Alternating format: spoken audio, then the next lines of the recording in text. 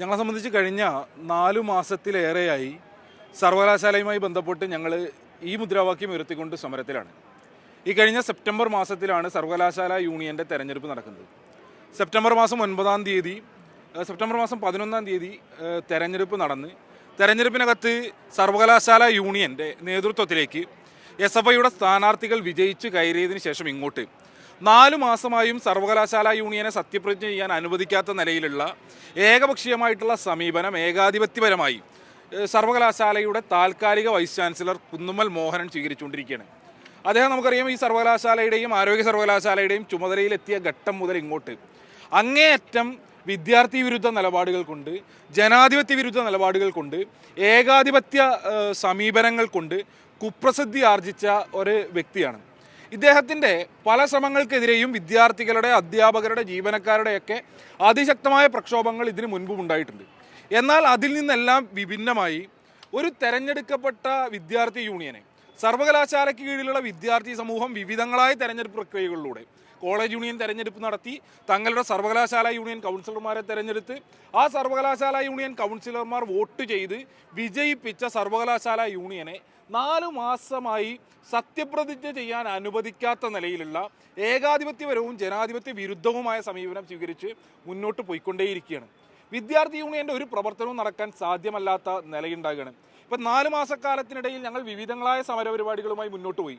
ഞങ്ങൾ ജനാധിപത്യപരമായ നീതി ഈ സർവകലാശാലയ്ക്കുള്ള വിദ്യാർത്ഥികൾക്ക് ലഭ്യമാകും എന്നുള്ളതായിരുന്നു ഞങ്ങളുടെ പ്രതീക്ഷ.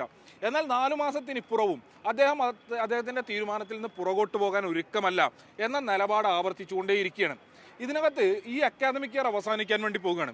ഇനി 2.5 മാസം മാത്രമാണ് അക്കാദമിക് ഇയർ അവസാനിക്കുന്നതിന് വേണ്ടി അവശേഷിക്കുന്നതായുള്ളത്. ഈ സർവകലാശാലയ്ക്ക് കീഴിലുള്ള മറ്റെല്ലാ പ്രവർത്തനങ്ങളും അവിടെ നിൽക്കട്ടെ, സർവകലാശാല യൂണിയൻ്റെ കലോത്സവം എന്നുള്ളത് ഈ സർവകലാശാലയ്ക്ക് കീഴിലുള്ള ആയിരക്കണക്കിന് 10,000-കണക്കിന് വരുന്ന വിദ്യാർത്ഥികളുടെ അവകാശമാണ്. അവരുടെ ഗ്രേസ് മാർക്ക് ഉൾപ്പെടെ, അല്ലെങ്കിൽ അവരുടെ കലാപ്രകടനങ്ങൾ മാറ്റുരയ്ക്കുന്നതിന് വേണ്ടി അവർക്ക് അവകാശപ്പെട്ട വേദി സർവകലാശാലയിൽ ഒരുങ്ങുന്ന നിലല്ല.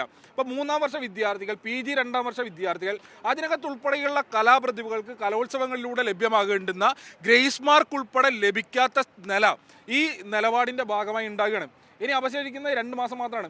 ഈ 2 മാസത്തിനുള്ളിൽ ഏറ്റവും ചുരുങ്ങിയത് അവരുടെ ഗ്രേസ് മാർക്ക് അവാർഡ് ചെയ്യേണ്ടുന്ന കലോത്സവമെങ്കിലും നടത്തി പൂർത്തീകരിക്കേണ്ടതായിട്ടുണ്ട്.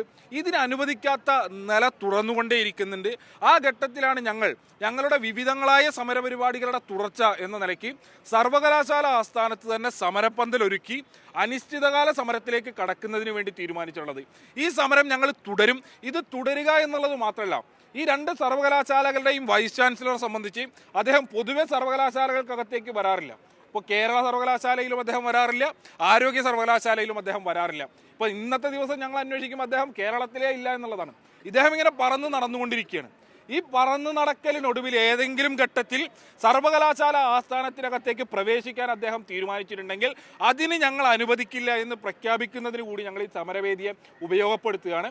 ഈ വിഷയത്തിനകത്ത് തീരുമാനം ഉണ്ടാക്കിയിട്ടില്ല എങ്കിൽ ജനാധിപത്യപരമായി തെരഞ്ഞെടുക്കപ്പെട്ട ഈ സർവകലാശാല യൂണിയനെ സത്യപ്രതിജ്ഞ ചെയ്ത് അധികാരമേൽക്കാൻ അനുവദിക്കാത്ത പക്ഷം അദ്ദേഹത്തിൻ്റെ വൈസ് ചാൻസലർ പണിയെടുക്കുന്നതിന് വേണ്ടി ഞങ്ങൾ അദ്ദേഹത്തെ അനുവദിക്കില്ല എന്നുള്ളതാണ് ഈ ഘട്ടത്തിൽ സൂചിപ്പിക്കാറുള്ളത്.